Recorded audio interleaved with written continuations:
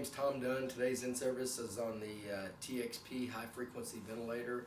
What I'm going to start out with is the Phasitron. This is the Phasitron, and this is the actual TXP ventilator itself. And the Phasitron is actually the interface between the patient and the ventilator. And the way it works is there's one white line coming into it, and this is the inspiratory limb. Then there's a red line, which is the monitoring port right here. On top here we have a entrainment port, and that actually pops off. And then next to that we have a PEEP knob, and the way that the PEEP knob works, that controls your mean airway pressure. And then there's a port right here for feeding in nitric oxide. So I'm going to go ahead and just take apart the Phasitron and just to show you how it comes apart and some of the different. Anyway, so this is the Venturi right here, and the Venturi goes inside the Phasitron and bounces back and forth. And what's kind of a little bit unique about this Venturi, there's a little hole right here, there's a spring here, and then there's at the end here there's like a little donut gasket. But the concept is the air comes in through the white line inspiratory limb, then goes through this hole in the Venturi down through the trachea, down into the lungs, through the alveoli, and spirals back out through the alveoli back into this chamber here.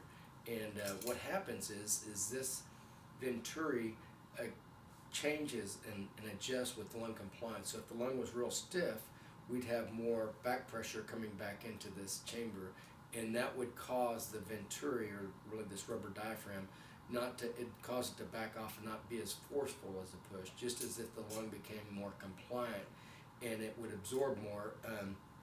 This is going to push a little bit harder. So the term fluidic clutching was developed by Dr. Bird, and that's how this Venturi changes with lung compliance. So I'm going to go ahead and put this back in and put that into the Phasitron and then T on the inspiratory limb. So anyway, again, this is the Phasitron, and this is where the AT tube will go. So it'll normally go inside the incubator with the patient right here. So I'm going to go ahead and move on to the TXP ventilator. The way that the TXP works, fairly simple device. Well, there's actually three things that we do when we set up a patient on high frequency. One, we'll set the we'll set the frequency right here. Then we'll set the mean airway pressure. And then the third thing that we'll do is set the amplitude, and that's based on chest wiggles. So the way that the TXP is set up, there's two knobs down below. And these are the only two knobs on the ventilator. So one says amplitude, and this is just like creating tidal volume. And the other is a frequency. And then the frequency counter, which is right here, you push this button in and 0 pops up. So this button is only good for 5 minutes. There's 4 AA batteries in here. And then this is the manometer here, and this is just a duct port to kind of reset the manometer. So I'm going to go ahead and just kind of give you a scenario where we're going to take a patient, say for instance off an oscillator, and convert them over to the TXP. And what we're going to do is we're going to say if they're on an oscillator, and the scenario would be that they'd be on an oscillator with a hertz of about 10. So what we're going to do is we're going to a hertz of 10 would be a rate of 600.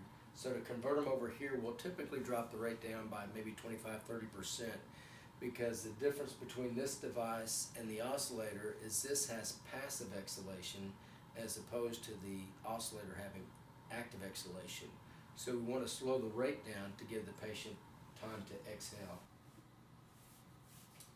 Okay, we're going to convert the patient from the oscillator to the TXP. So what we'll do is we'll start off with the amplitude knob. And as I said earlier, these numbers they're just a reference point. So what I'm typically going to do is start this up around 10–12 range. And just to give us some flow, so amplitude again controls your tidal volume or your flow. And I'll set the frequency, and I'll probably set the frequency, I'm going to set this up around 10 or 12, but ultimately I want to adjust this down into about the 400 range, so around 400, 420, something like that. And we're just above 400 now, I think 417, 437, 420. So I'm probably pretty good on my frequency. And then we're going to match the mean airway pressure.